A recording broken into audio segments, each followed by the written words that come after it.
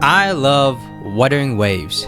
Let me reiterate this and say that this isn't a comparison between Wuthering Waves and Genshin. I respect both fandoms, and this is just really a appreciation of how Wuthering Waves and in general just how Kuro Games has gone from, you know, working at like a sweatshop into working in a massive ass glass building. Jesus Christ, look at that building. Like, that shit looks like it's holding the Tesseract from Avengers, or, you know, maybe just Solon Lee's personal glue stash. But like, I feel like these few weeks have been we have been really hammering on the dramas or comparisons really between the two games, and let's just not do that.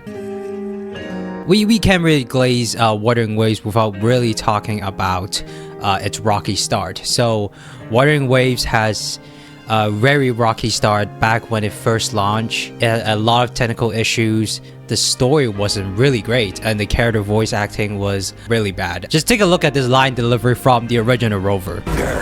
Till we meet again, dear friends. You're not going anywhere. I mean, there are more robots that have more emotion in them than that line delivery has. I mean, that is atrocious voice acting from the game. The story was really subpar as well. It dragged on for a long time. The dialogues were also really weird. There is something I wish to do with you today. Huh? A seed. So a lot of people at that time were already doom posting that Wuwa is gonna end of service soon, you know, games dead on release and so on and so forth. And I'm not gonna lie, I was really having doubts if the game would be able to climb out of the gutters. But I really didn't want the game to die. The world building of the game was really interesting. And the combat system was very engaging, it was very fast paced, and it totally dragged me in the first time I played it. So in the following patches, when they completely locked in and start fixing these problems, I was completely locked in with Wuthering Waves. We can't talk about the improvements that Wuthering Waves has done throughout the patches without talking about their story. So, as we have mentioned before, their story in the earlier patches were really robotic, they were really bland, and even with interesting character designs like Jingxi and Yingling, I don't think they will have been able to retain the popularity that they have right now without a good story. So when Wuwa started to lock in and start picking up those goddamn utensils and started cooking with Shorekeeper, we knew something big was coming. And now fast forwarding to 2.0 with Renacida and also the newest update, Septimont, we have been constantly blown away by interesting and in-depth characters like Cantarella, Cartwheel, and of course Carlotta. But she might be too small, so she might be too small to talk about. I mean, we even got people outside of the gacha space like Nicholas Light praising how good and engaging Wuwa's story is.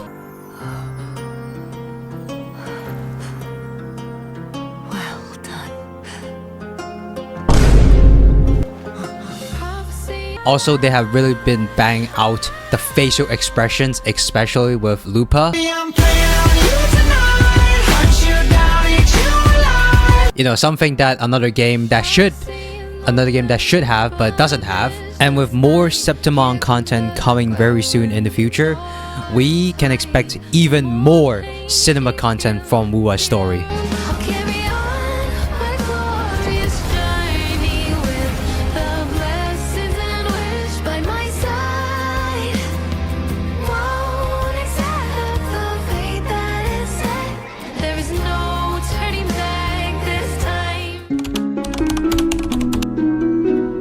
Another thing that really got me into Wuthering Waves is the combat system and the open world. I really do like how Wuthering Waves combat system is a very fast-paced. Usually you want to have combat strategies like parries or blocks for certain characters, and that just makes the combat system more refreshing and new. I mean, you know, every single week or every single day now, you just have dungeon mates fucking soloing every single hologram, blindfolded or like using their feet to beat the holograms. Meanwhile, I'm still struggling on that Floydus hologram, getting absolutely cooked by her. For fuck's sake, can she stop attacking so many times and be so tanky?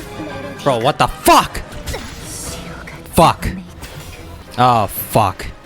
Whatever, dude. Holy shit, I won! Fuck you, Floridus. Like, Wuthering Waves is generally the first gacha game where I was impressed by the speed of the combat. And have you actually looked at the enemies' design?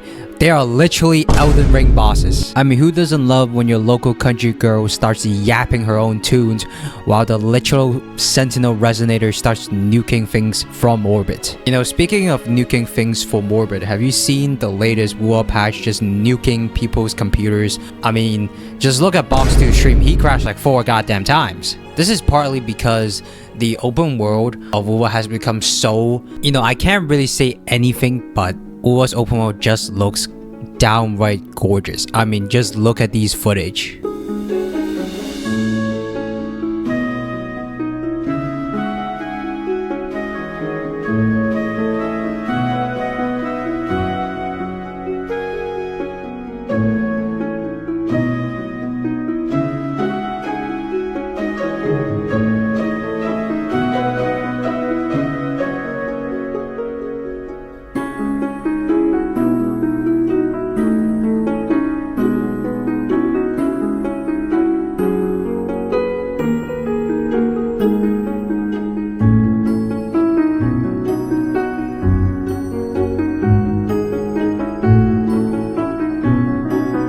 Like those footage, I didn't even cherry pick them. I just randomly gone into the game and just record some footage of me just walking around. Like the open world of Uwa is so beautiful and it looks so goddamn nice that it is literally breaking people's computer. If you guys don't know, before Uwa has released their own filters, you could have used Nvidia filters to make your game look even better. But now, since they release their own in-game filters, even if you don't have an Nvidia graphics card, you can still have the in-game filters and make your game look amazing. So that's just another thing that Kuro Game and Wuthering Waves has done for the player base. But for smartphone users, I'm not really sure how you guys are gonna be playing Wuwa in the future because your phone might just disintegrate in your hands. The game definitely needs optimization for mobile players because sooner or later, mobile players won't be seeing anything but pixels. I also really like that Wuwa has a lot of new open world challenges. You know, the one where you fly around and get the chest, use the new game mechanics to get a chest. I mean, they have put in work for us to get chests. Now that is innovation, to get chests. And sometimes I do love watching the NPCs fighting each other. I think that's very interesting.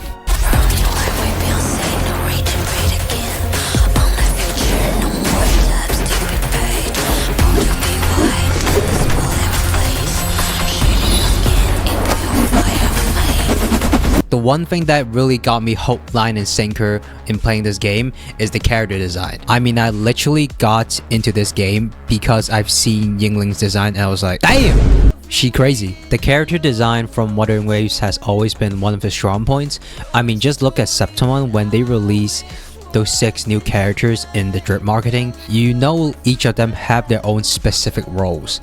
To give you a better example of this, just take a look at the 2 Sentinel Resonators that we have currently. Both Jingxi and Cartwheel have their own specific callbacks to their Sentinel. And with Big Mommy Thunder Thighs Augusta, Jesus Christ, step on me. Damn, those thighs could crush my skull and I wouldn't give a shit about it. You know, people would say this game is a gooner game because of those kinds of characters, but I would say, like, you know, I don't care. Let's make more of those characters. Let's make more money for Kuro. Let's help them make more of these characters. You know, that's what we should strive for because we fucking love it. Look, whether you like Wu or not, you can't deny its success.